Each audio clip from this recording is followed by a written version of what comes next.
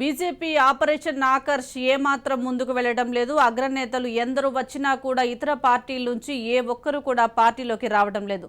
దీంతో కాంగ్రెస్ రెండో జాబితా కోసం బీజేపీ ఎదురు చూస్తోంది. అందులో టికెట్ దక్కని నేతలు బీజేపీలోకి వస్తారని ఆశిస్తోంది.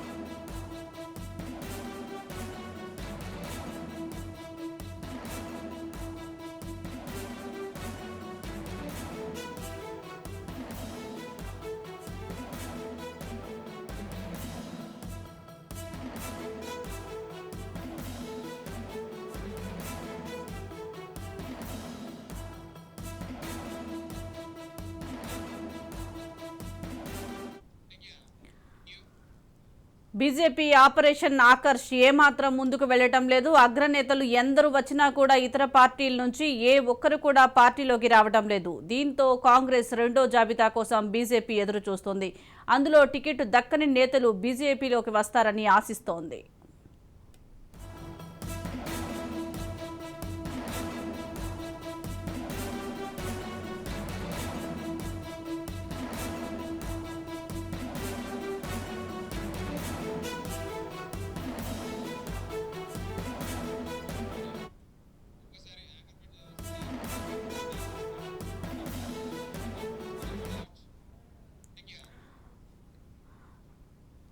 బీజేపీ ఆపరేషన్ ఆకర్ష్ ఏమాత్రం ముందుకు వెళ్లటం లేదు. అగ్రనేతలు ఎందరూ వచ్చినా కూడా ఇతర పార్టీల నుంచి ఏ ఒక్కరు కూడా పార్టీలోకి రావటం లేదు. దీంతో కాంగ్రెస్ రెండో జాబితా కోసం బీజేపీ ఎదురు చూస్తోంది. అందులో టికెట్ దక్కని నేతలు బీజేపీలోకి వస్తారని ఆశిస్తోంది. దీనికి సంబంధించి మరిన్ని వివరాలను మా ప్రతినిధి స్వప్న అందిస్తారు. స్వప్న. రమాదేవి, మనము బీజేపీకి సంబంధించి చూసుకుంటే కర్ణాటక ఎలక్షన్స్ ముందు వరకు ఒక పరిస్థితి ఉంది. కర్ణాటక ఎలక్షన్స్ తర్వాత నుంచి చూసుకుంటే అంటే స్టెప్ బై స్టెప్ డ్రాప్ అవుతూ వస్తుంది అనేటువంటి చర్చ బీజేపీలోనే జరుగుతుంది. దానికి కారణం ఏంటంటే అంతకు ముందు బీజేపీకి సంబంధించి ముఖ్యంగా బీఆర్ఎస్ నుంచి అగ్రనేతలు రాబోతున్నారు. అధికారంలో ఉన్నవారు, ముఖ్యంగా ప్రస్తుతం స్థానికంగా ఎమ్మెల్యేలుగా ఉన్న వాళ్ళు, ఎంపీలుగా ఉన్న వాళ్ళు కూడా మాతో టచ్ లో ఉన్నారు. వాళ్ళు బీజేపీలోకి రాబోతున్నారు అనేటువంటి చర్చ గట్టిగా నడిచింది. అయితే ఇప్పుడు చూసుకుంటే చెప్పుకోదగ్గ నేతలు అంటే మనకు కొంత పేరున్నటువంటి నేతలు లేదా సెకండ్ గ్రేడ్ నాయకులు వచ్చినా అంత రేంజ్ లో అంటే గెలుపు గుర్రాలుగా ఉండేటువంటి వాళ్ళు ఆ రేంజ్ లో ఉన్నటువంటి నేతలు అయితే మనకు రావట్లేదు. అంటే కోమటిరెడ్డి రాజగోపాల్ రెడ్డి, డికే అర్ణను, ఈటెల రాజేంద్ర ఆ స్థాయి నాయకులు మళ్ళీ రావట్లేదు. ఉన్న వాళ్ళకి సంబంధించి కూడా చూసుకుంటే ఇప్పుడు ఇంకా కొత్త వాళ్ళు ఎవరైనా వస్తారా అనేటువంటి సందిగ్ధంలో ఓవైపు బీజేపీ మాతో చర్చలు జరుగుతున్నాయి. కాకపోతే మేము టికెట్స్ కి సంబంధించి అష్యూరెన్స్ ఇవ్వట్లేదు, అందుకే రావట్లేదు అని చెప్తున్నా. ఇప్పుడు రేవూరు ప్రకాష్ రెడ్డి కానీ, ఏనుగు రవీందర్ రెడ్డి కానీ వీళ్ళు కాంగ్రెస్ లోకి వెళ్తుండడం అంటే ఓ రకంగా చెప్పాలంటే కాస్త అభ్యర్థులుగా ఉండి వీళ్ళకి టికెట్ ఇస్తే బీజేపీకి సంబంధించి గెలిచే అవకాశాలు ఉన్నాయని చెప్పుకునే వాళ్ళు పార్టీని వీడుతున్నారే తప్ప పార్టీలోకి వచ్చే వాళ్ళు లేరు. దీంతో బీజేపీ ఆపరేషన్ ఆకర్షకు సంబంధించి, ఎందుకంటే ఇప్పటికే కేంద్ర మంత్రులు వరుసగా వస్తున్నారు. మోదీ, అమిత్ షా, నడ్డా వీళ్ళందరూ 1 by 1 తెలంగాణకు వస్తున్నారు. తెలంగాణలో తాము ఏంటి అసలు తమ అధికారంలో ఉన్నటువంటి ప్రాంతాల్లో ఏం చేశామని చెప్పడంతో పాటు మోదీ అయితే వరాల జల్లులు కురిపించారు తెలంగాణ మీద. సో ఈ ప్రాసెస్ అంతా నడుస్తున్నప్పుడు గట్టి తలకాయలే బీజేపీలోకి వస్తాయనేటువంటి చర్చ జరిగింది. అయితే ప్రస్తుతం మాత్రము ఇంకా ఎవరు ఎక్కడ ఏ స్థానం నుంచి పోటీ చేస్తారంటే బీజేపీకి సంబంధించినటువంటి అభ్యర్థుల లిస్ట్ ఇంకా ఫైనల్ చేయలేదు.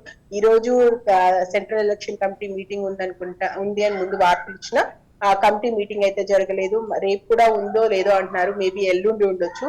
సో 19th అలా ఏమన్నా మొదటి సెంట్రల్ ఎలక్షన్ కమిటీకి సంబంధించినటువంటి వాళ్ళు భేటీ అయిన తర్వాత ఏదైనా లిస్టు ప్రకటిస్తారు. ఎందుకంటే తెలంగాణ, రాజస్థాన్ కి సంబంధించి ఇవ్వాలి. ఇప్పుడు ఉన్న వాళ్ళలో కూడా 30 నుంచి 40 నియోజకవర్గాలకు సంబంధించినటువంటి సీట్లు ప్రకటిస్తారు. కిషన్ రెడ్డి అయితే మాకు 50% సంబంధించిన నియోజకవర్గాలకి ఫుల్ ఫ్లెడ్జ్డ్ గా ఉన్నారు, మేము వాళ్ళని ప్రకటించేస్తామని చెప్తున్నా కూడా ఆ రేంజ్ వాళ్ళు ఉన్నారా, లేదా ఇప్పుడు కాంగ్రెస్ కి సంబంధించి ఇంకా సెకండ్ లిస్ట్ రాలేదు కాబట్టి సెకండ్ లిస్ట్ లో తమ పేరు ఉంటుంది అనుకున్నటువంటి నాయకులు ఒకవేళ లేకపోతే బీజేపీకి వస్తారేమో, అలా గెలుపు గుర్రాలు ఏమైనా తమ వైపు వస్తాయేమో అనేటువంటి ఆశ అయితే బీజేపీ ఉందేమో అనేటువంటి చర్చ అయితే ప్రస్తుతం రాజకీయ వర్గాల్లో నడుస్తుంది.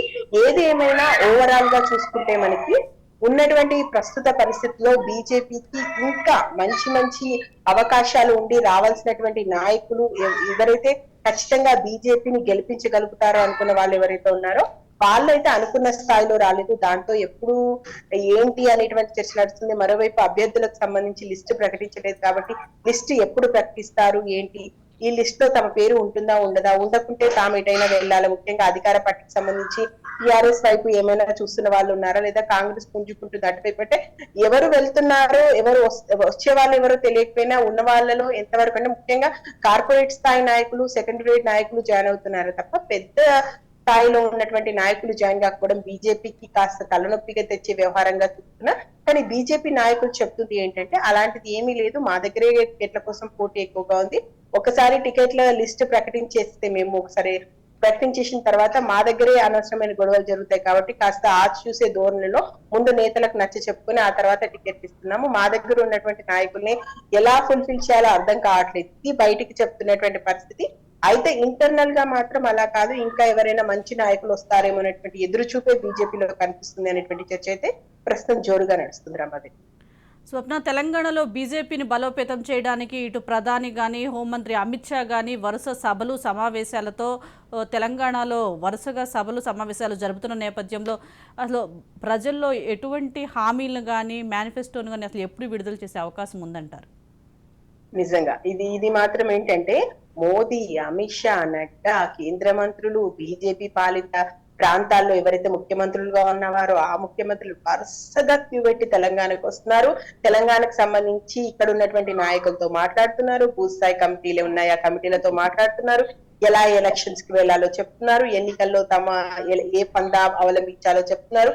ఇవన్నీ బానే ఉన్నాయి కానీ వాట్ అబౌట్ అక్కడ ఉన్నటువంటి ఎవరైతే పోటీకి దిగాల్సినటువంటి గెలుపు గుర్రం ఎక్కడ, ముఖ్యంగా ఎవరు ఏ అభ్యర్థిని రంగంలోకి దించుతున్నారు, ఆ అభ్యర్థి సాయశక్తిలా ప్రయత్నిస్తూ ఒకవేళ గెలిచే అవకాశాలు ఉన్నాయా, ఆ అభ్యర్థి ఇంకా ప్రజల్లోకి వెళ్లకుండా మేము అసలు మాకు టికెట్ వస్తుందా రాదా అంటూ మీనమేషాలు లెక్క పెడుతూ కూర్చుంటే ఓవైపు బీఆర్ఎస్ మరోవైపు కాంగ్రెస్ వెళ్తుంది. సో బీజేపీకి లేట్ చేస్తున్న కొద్దీ ఆ అభ్యర్థి ఒకవేళ ప్రకటించిన తర్వాత కూడా ప్రజల్లోకి వెళ్లి బీజేపీకి సంబంధించి అన్ని చెప్పాలి కాబట్టి టైం పట్టేటువంటి అవకాశం ఉంది. అయితే బీజేపీ చెప్తుంది ఏంటంటే మాకు ఇంటర్నల్ గా పనంతా జరిగిపోతుంది, అభ్యర్థులకు సంబంధించి ఎవరికి వస్తుంది ఎవరికి రాలేదు అనే విషయం మా వాళ్ళకి క్లారిటీ ఉంది, మోదీ కానీ అమిత్ షా కానీ మేము చూపిస్తుంది వాళ్ళని, కేంద్రంలో అధికారంలో ఉంది, డబుల్ ఇంజన్ సర్కార్ కావాలని చూస్తున్నాము, మోదీ అమిత్ షా చేసినటువంటి పనులు ఏమైతే ఉన్నాయో ఆ పనులనే ముందు పెట్టి మేము వెళ్తున్నాము, మోదీని చూసి మాకు ఓటు వేయండి, అక్కడ ఉన్నటువంటి సర్కార్ మళ్ళీ ఇక్కడ కూడా వస్తే ఎలా ఉంటుంది, ఎంత గొప్పగా ప్రజారంజకంగా పాలన చేస్తాం. సో ఈ అంశాలనే ప్రధానంగా తీసుకొని బీఆర్ఎస్ కి సంబంధించినటువంటి వ్యతిరేకత అంటే బీఆర్ఎస్ ఇప్పటి వరకు ఎలాంటి తప్పుదాలు చేసింది, ప్రజలకు ఇచ్చిన వాగ్దానాలను ఏ విధంగా అంటే దాన్ని అవలంబించట్లో కానీ లేదంటే ప్రజలకు ఏవైతే వాళ్ళు ఇచ్చినటువంటి వాగ్దానాలు ఉన్నాయో వాటిని నెరవేర్చడంలో విఫలమైంది. సో ఈ రెండింటినే తీసుకొని ఓవైపు మోదీ సర్కార్ చేసినటువంటి పనులు, మోదీని అమిత్ షాను ముందు పెట్టి బీఆర్ఎస్ కి సంబంధించి చేసినటువంటి తప్పిదాలు, ఈ రెండింటిని తీసుకొని మేము ప్రజల్లోకి వెళ్తాం. అభ్యర్థులు ఖచ్చితంగా ఎవరున్నా సరే ఇప్పుడు ఒకవేళ ఎవరికి సీట్ వచ్చినా ఎవరికి సీట్ రాకపోయినా ఉన్న వాళ్ళు ఖచ్చితంగా పనిచేస్తారు, మా దగ్గర ఉన్నటువంటి కార్యకర్తలందరూ చిత్తశుద్ధితో ఉన్నారు. ఇది మనకు బీజేపీ నుంచి వస్తున్నటువంటి వాయిస్. కానీ ఇంటర్నల్ గా మాత్రం ఇంకా చర్చ నడుస్తూనే ఉంది, అభ్యర్థులకు సంబంధించి ఇంకా మల్లగుల్లాలు పడుతూనే ఉన్నారు. ఓవైపు మేనిఫెస్టో కమిటీకి సంబంధించి చూసుకుంటే మీటింగ్ల మీద మీటింగ్లు జరుగుతున్నాయి, ఏం పెట్టాలి, ఎందుకంటే బీఆర్ఎస్ కాంగ్రెస్ ని కాపీ అంటుంది, కాంగ్రెస్ బీఆర్ఎస్ ని కాపీ అంటుంది కాబట్టి మరి బీజేపీ మేనిఫెస్టోకి సంబంధించి ఇంకా చర్చలు నడుస్తూనే ఉన్నాయి. సో ఇలా చర్చల మీద చర్చలు, మీటింగ్ల మీద మీటింగ్లు, క్షణం తీరిక లేకుండా బీజేపీ నాయకులు కానీ కింది స్థాయి లీడర్స్ కానీ గడుపుతున్నటువంటి పరిస్థితి. కానీ ప్రజల్లోకి ఎంతవరకు వెళ్తున్నారు, ప్రజలు ఎంతవరకు బీజేపీని యాక్సెప్ట్ చేస్తారు, ఆ నాయకులు ఎవరో తెలియాలంటే మాత్రం ఇంకాస్త ఫాస్ట్ గా మనము బీజేపీకి సంబంధించినటువంటి కార్యక్రమాలు జరిగితే బీజేపీకే మంచిది. రమ్మది రైట్, థ్యాంక్ యూ స్వప్న.